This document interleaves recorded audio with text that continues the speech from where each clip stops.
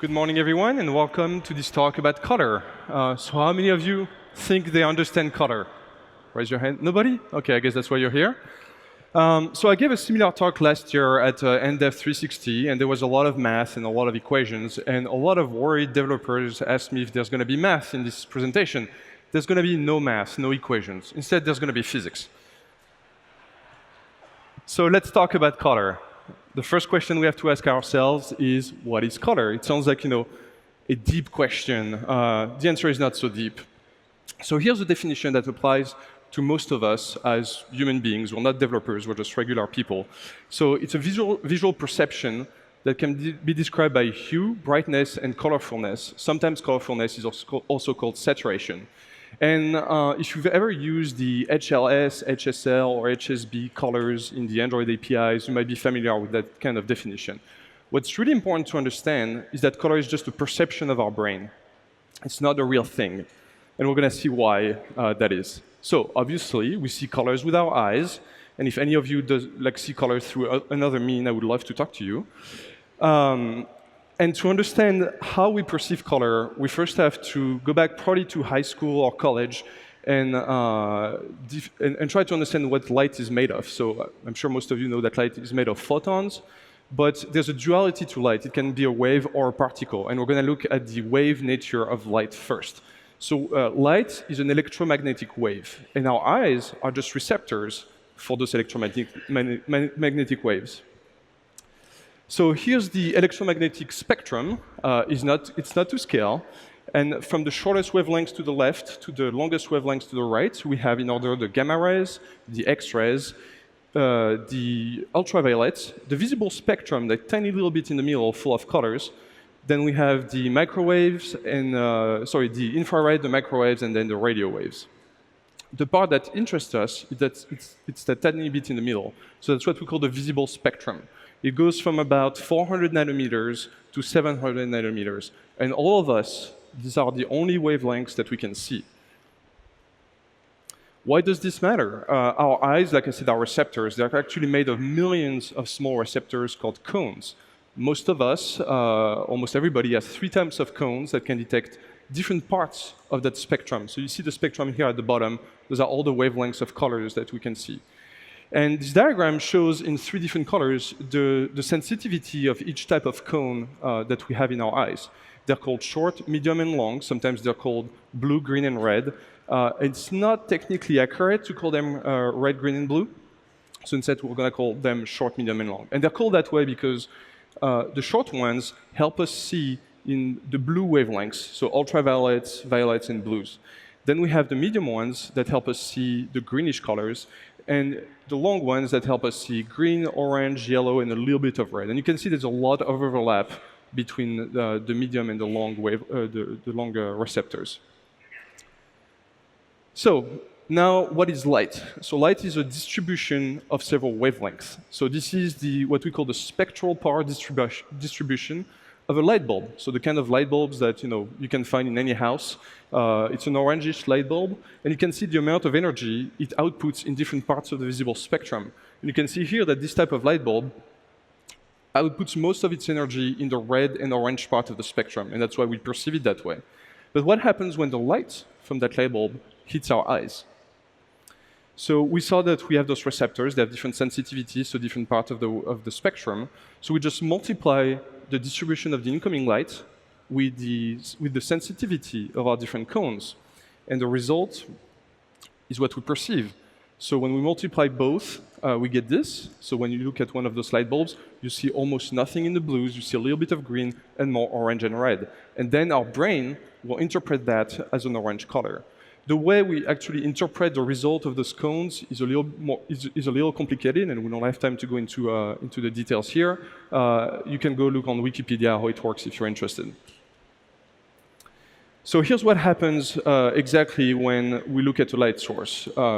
The light is emitted by the light. There's wavelengths emitted by the light source. It hits our eyes. We multiply by the cones, and that's what we perceive. But most of the time, you're not looking directly at the light. You're looking at different objects that surround us. And how do those objects get their color from? So every object also has what's called a spectral power distribution. It's a description of the wavelengths that the object can reflect. We call that the reflectance. So some of the wavelengths will be absorbed. So for instance, a black object absorbs almost everything that's incoming, and a white object will reflect pretty much all the wavelengths. So we also multiply, to perceive the color of an object, what happens is that we have light coming, it bounces off an object, some of it is reflected, so we just multiply the two distributions, then it hits our eyes, and we get the final perceived color. What's very interesting here is that any combination, because it's a multiplication, any combination of light and reflectance can yield to the same perceived color in our brain. So a very simple example is that if you have an orange object lit by a white light, you're going to see it orange. But if you have a white object lit by an orange light, you're also going to see it orange.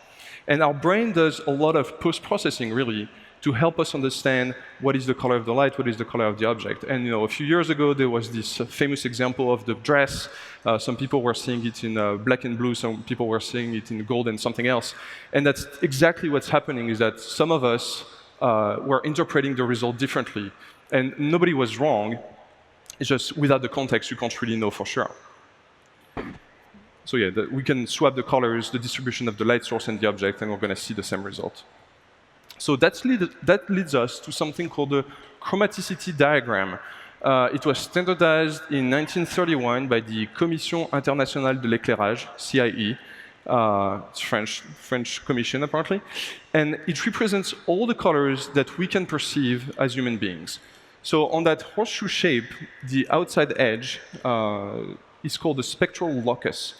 It represents all the pure colors, the pure spectral colors, so that spectrum of colors that we saw in the previous diagrams is actually bands around that edge all along. And everything in between, all the colors that we can actually see, are a mix of all those different wavelengths. Then, so it has this weird shape. It's not a rectangle or anything. And there's a lot of colors that live outside of that spectrum. We call them the imaginary colors because we cannot see them. No matter how hard you try, you won't be able to see those colors.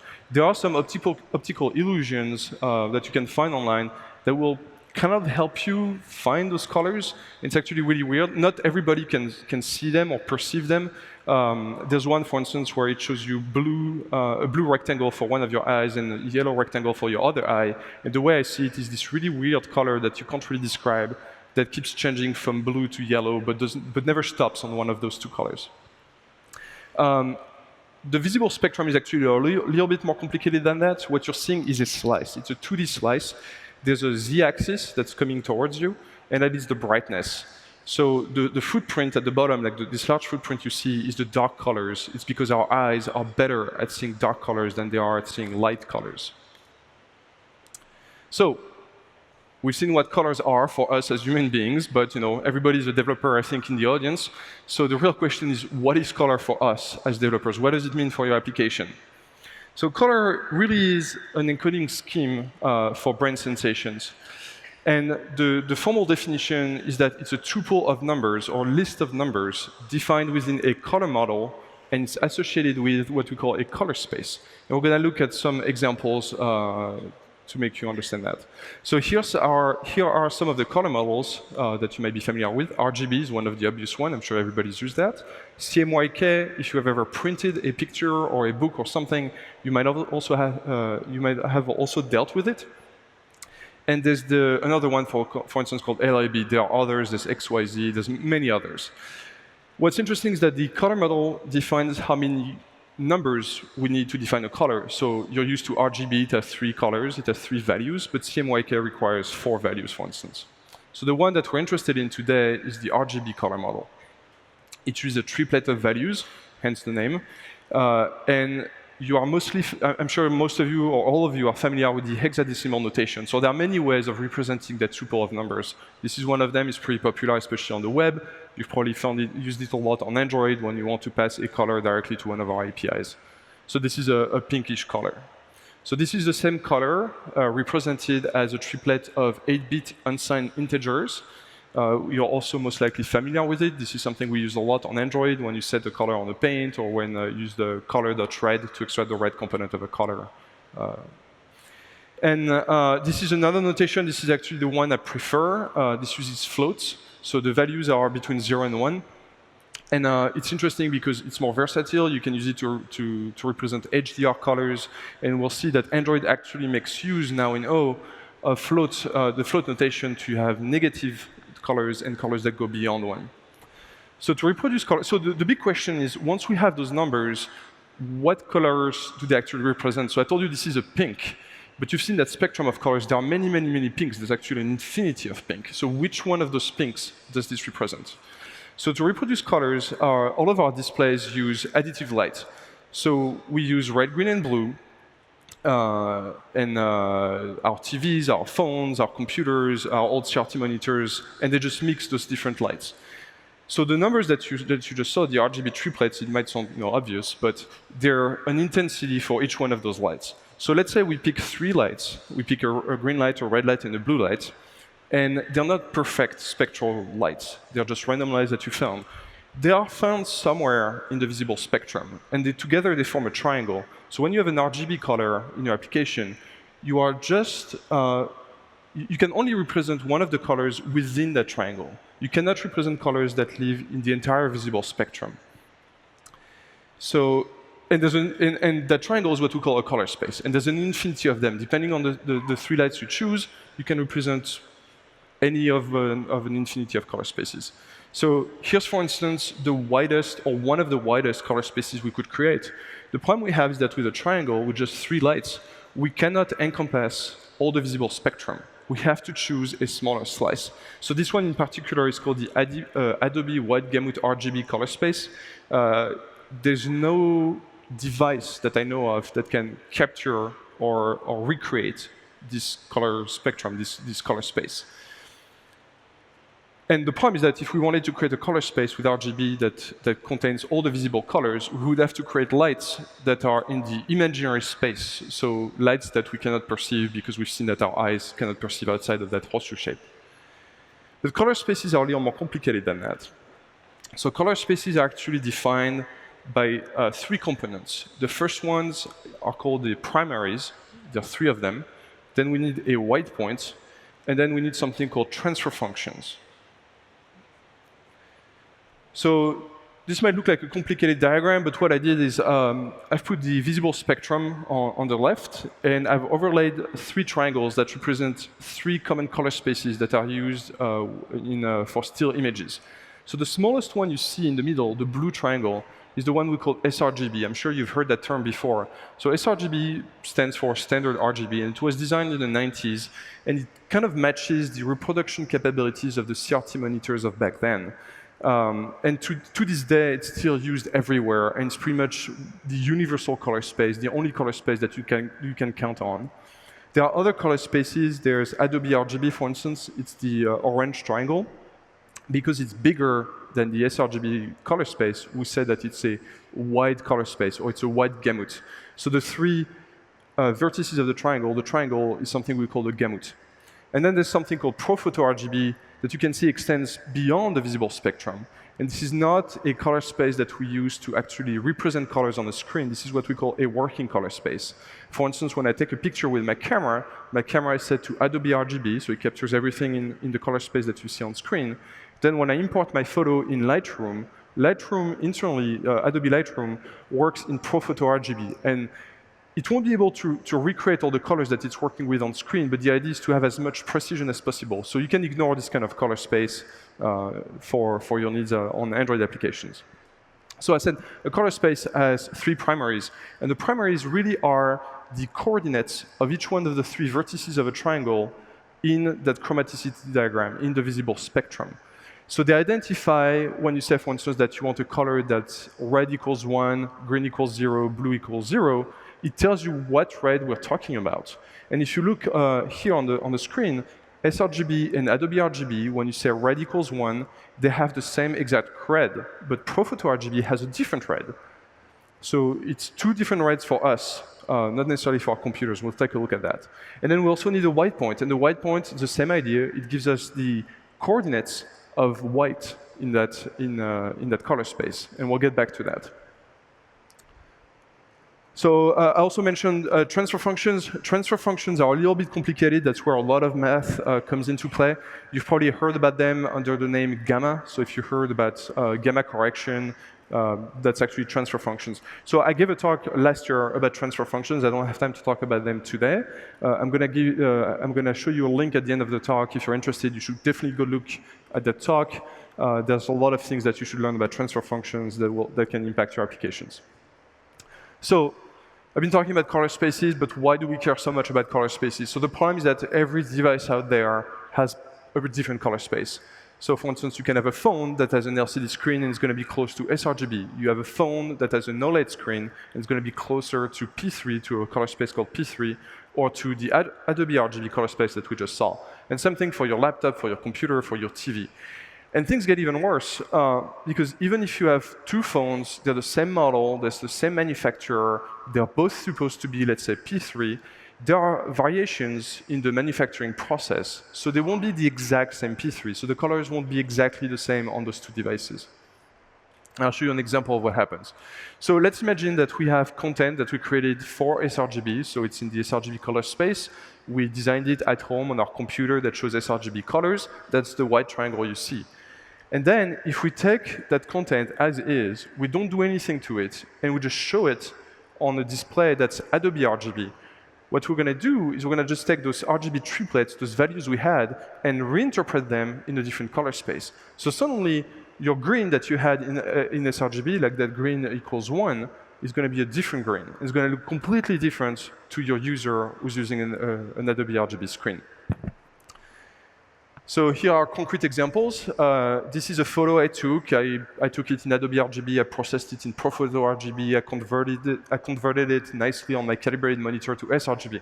This is what it should look like. Actually, this is not what it should look like. On my laptop, it's what it should look like, because those screens have a color space. I have no idea what it is, but it's definitely not sRGB. And what you see is really wrong. But what matters is the difference between the next photos. So let's say that this is proper sRGB. This is how I wanted you to see the picture. Now, if I display the picture as is on a different screen, let's say DCI P3, it's going to look like this. So if I go back and forth, you can see there's a difference in contrast. Some of the colors are a little bit more saturated. So already, my photo does not look like the way I intended. Then if I display it on a ProPhoto RGB display, if such thing existed, it would look like this. So super saturated, really garish. I don't know about you, I really don't like this picture. And those are only when that happens when we only affect the primaries. But you can have similar issues when you affect the white points. So the next slide here, that is the same sRGB photo, so we kept the primaries, but I changed the white point to something that's bluish. And suddenly my photo, well, you know, it's underwater, so it kind of makes sense to be blue, but it is not the way I wanted it to look like. So again, if you take multiple Android devices, for instance, and you put them side by side, chances are that some screens will appear yellow to you, some screens will appear blue to you or green, and that's because of the white point. We have different white points across multiple displays. And once again, the same model of device from the same manufacturer, there are going to be white point variations.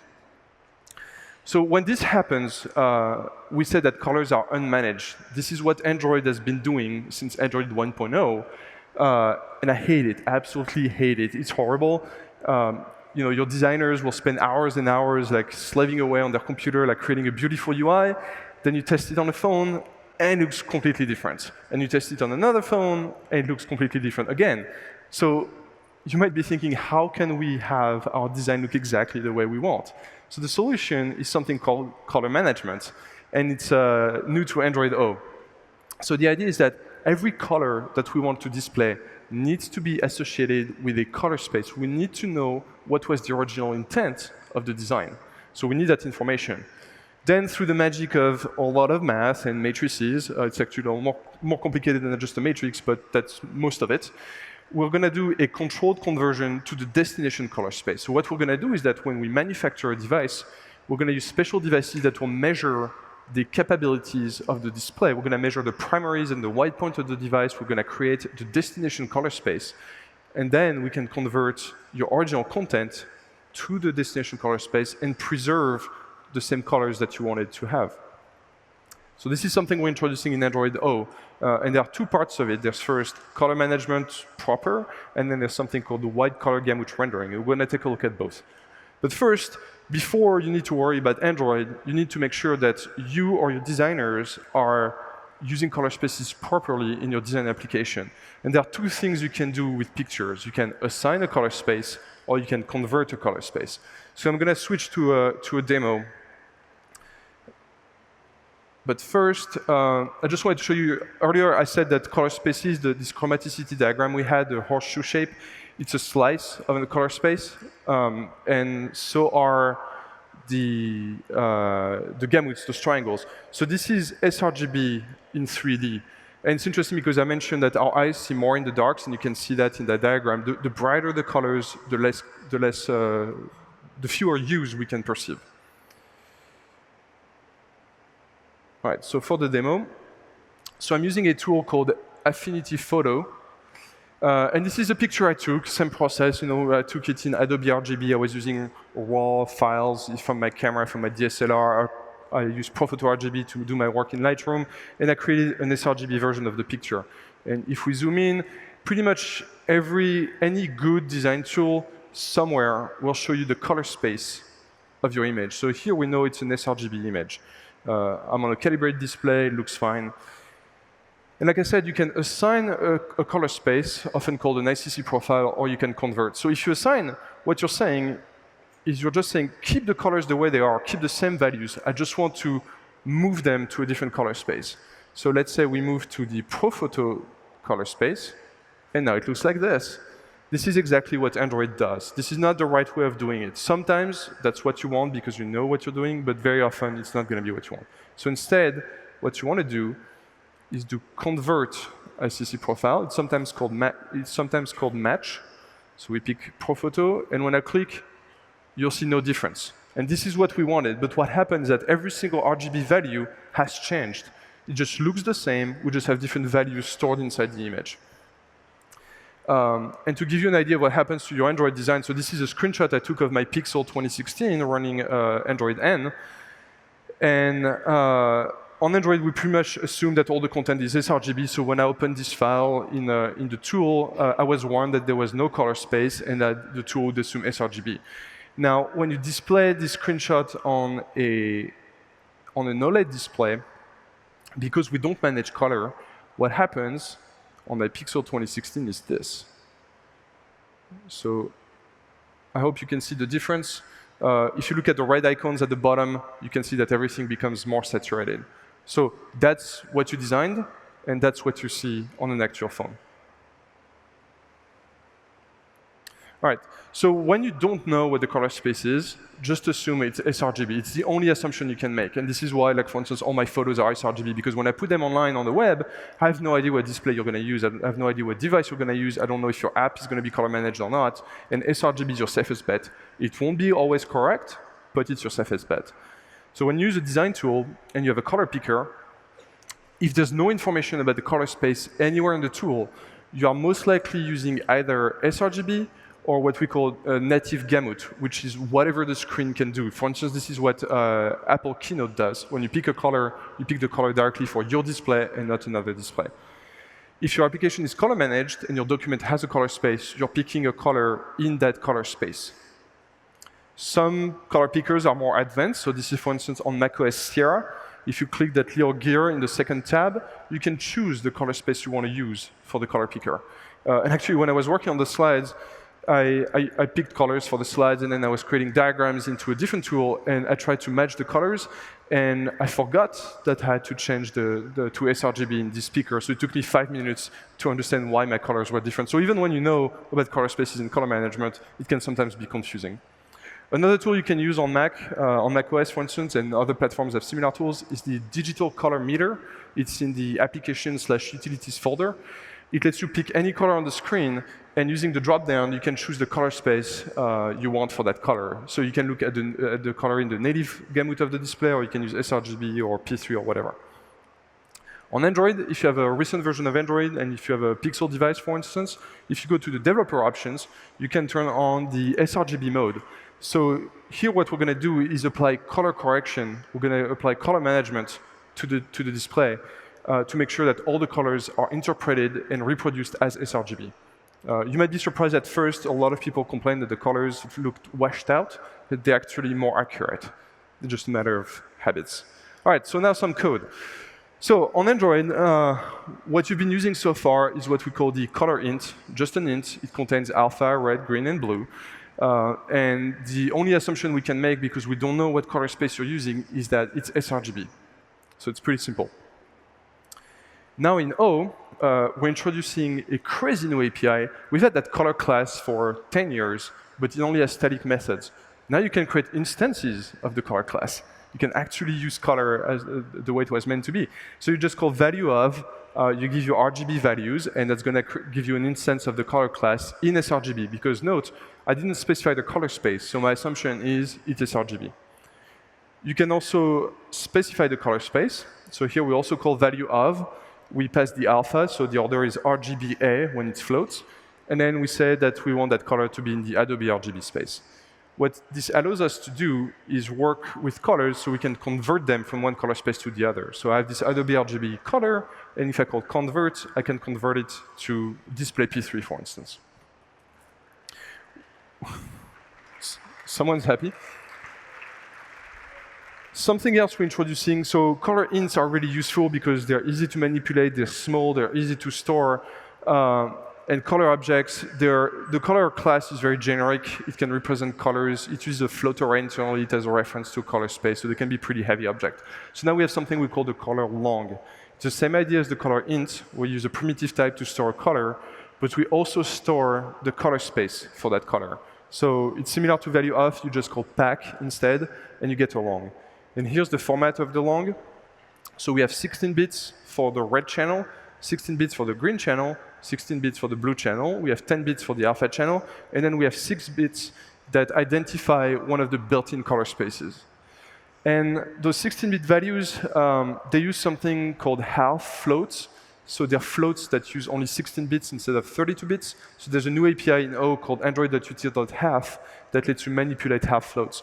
Anybody who does HDR or advanced rendering in OpenGL or Vulkan might find that API useful. If you use the color class, you don't have to worry too much about it. There's a ton of utility methods on color that will use the half API on your behalf. So we also have the color space class. It's well documented. It's pretty easy to do. You just call get, and you can create one of the common color spaces that we provide. You can create your own color spaces if you want. Two methods that are interesting on color space. There's isWhiteGamut. It will tell you if it's a wider gamut than sRGB. And getModel, it will tell you how many components are in that color space. So RGB, CMYK, LAB, stuff like that. If the model is RGB, you can cast it to colorspace.rgb. That gives you access to more APIs. You can query the primaries. You can query the white point. You have access to the transfer functions. This is also very well documented.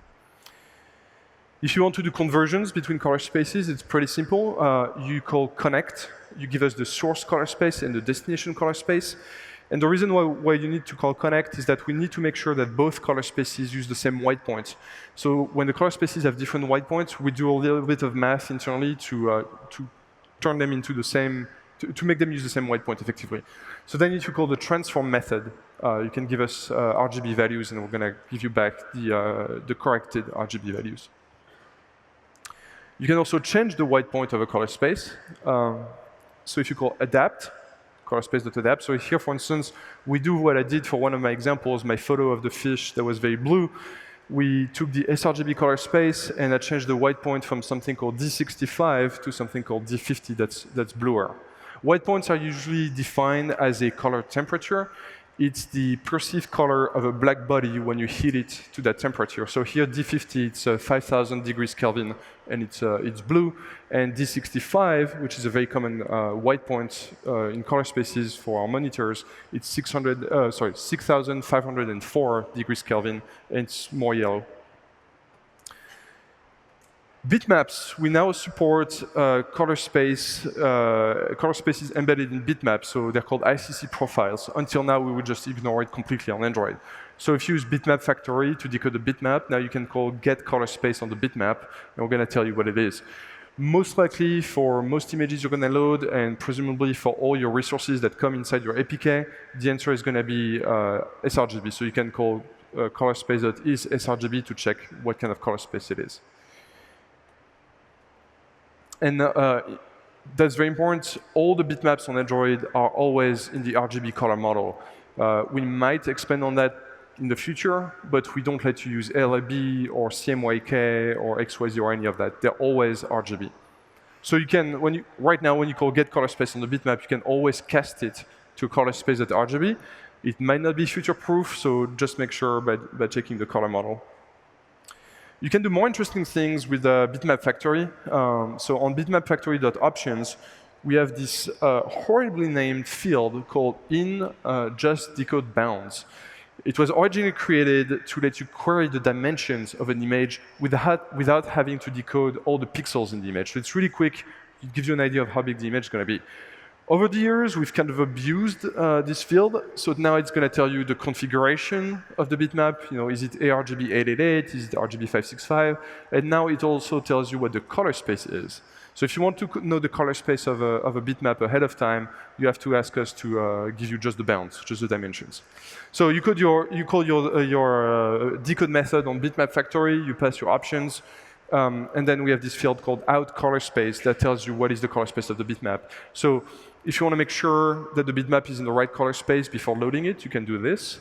And if it's not in the right color space, you can use this other API on options called in preferred color space, where you can tell us what you want the color space of the decoded bitmap to be. So in this example, for instance, let's say we queried the color space of the bitmap. We saw that it was Adobe RGB. I don't want Adobe RGB. I want sRGB. So I can use in preferred color space to force the system to convert it at load time. Then you can just call decode. We're also introducing in Android O 16-bit bitmaps. So they're bitmaps that use 16 bits per channel. And those bitmaps are always in a color space called linear extended sRGB. And we're going to take a look at what it is. So when you have a 16-bit bitmap, don't try to convert the color space. We're not going to let you, at least for now. This is how you create a wide gamut bitmap. You just call create bitmap. You specify the width, the height, the configuration. The Boolean tells us whether there's alpha in the bitmap, and then you just give us a color space. So pretty simple. Bitmap has APIs that let you read and write pixels inside the bitmap. So because getPixel and setPixel use color hints, they have to use sRGB. So when you call getPixel on a bitmap that is not sRGB, we're going to do a conversion for you. Same thing when you call setPixel, we expect sRGB, so you have to do conversion yourself. Now, if you use this other API called copy pixels to buffer, it gives you access to the raw data of the bitmap. So that data is going to be in the native color space of the bitmap, left completely untouched. You have to be a little bit careful because of that new configuration for 16-bit bitmaps. So if you load the 16-bit PNG, the data in that byte buffer is going to be half floats. It's not going to be those color hints. And that's why you might want to take a look at android.util.half. All right, so now what happens when you draw bitmaps on the screen? So until now, what we are doing is we take a bitmap, we assume it's sRGB, we send it to the screen, and if the screen is not sRGB, too bad, the colors are going to be completely wrong. This is still what we do by default on Android O. Now, if we have a bitmap that we know is not sRGB, it has a color space associated with it, we're going to do an sRGB conversion on your behalf in the rendering pipeline. It can be a little bit expensive, so you should avoid it as much as you can if you don't need non-sRGB bitmaps, but at least the colors are going to be correct on the display. Now, if you render a bitmap into another bitmap, so if you create a bitmap, you create a canvas, and then you call draw bitmap on that canvas, we're going to convert from whatever the source color space is to whatever the destination color space is. So if you want to convert a bitmap from one color space to another, not at load time, this is the way you do it. You just create the destination bitmap, you create a canvas, and you just draw. So pretty simple. So we make all those assumptions about sRGB, but like I said earlier, if you remember, I said that OLED displays on our phones have wide gamuts. They can show more colors than sRGB. Now the problem is that if we take your sRGB content and we don't stretch it to the entire gamut of the display anymore, and we keep it in that little triangle, we have all those unused colors that we're not taking advantage of. So in Android O, we're adding this new API, and it's super complicated. It's just one attribute that you add to your manifest per activity. you have to tell us that you want to render using those extra colors. You want the white color gamut mode. The way it works is as follows. So if you have sRGB content, if you're on a device that does not support that mode, not all devices will support that mode. So if you're on a device that does not support that mode, your window is going to use the ARGB 888 format. That's what we've been using for 10 years, so there's nothing new there. You have your sRGB content, we just draw it directly on screen. If you have non-sRGB content, we convert it to sRGB and we send everything to the screen. Colors might be wrong, but that's just because the device does not support the new white color gamut rendering. On a device that does support white color gamut rendering, we're going to make a much larger window. We're going to use 16-bit per channel, so it's going to double the size in memory of your window. It's going to double the needs in bandwidth. So it is an expensive thing. So if you don't really need white color gamut rendering, think twice before enabling it. If we have sRGB content, we're going to send it directly to the display as well. And if we have non-sRGB content, we're going to convert it to a color space called extended sRGB. And what is extended sRGB? It's a kind of a weird color space. It's a really big color space. It's way bigger than the visible spectrum, much, much bigger.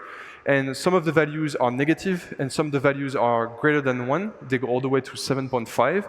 And what's interesting about that color space is that all the values between 0 and 1 match exactly the sRGB color space. So what it enables us to do is we can take your existing content, all your sRGB content, basically everything you have in your app today, and we can draw it directly. We don't need to do any conversion because it's going to match sRGB. So what we do is we only pay the cost of a conversion when we're drawing non-sRGB content.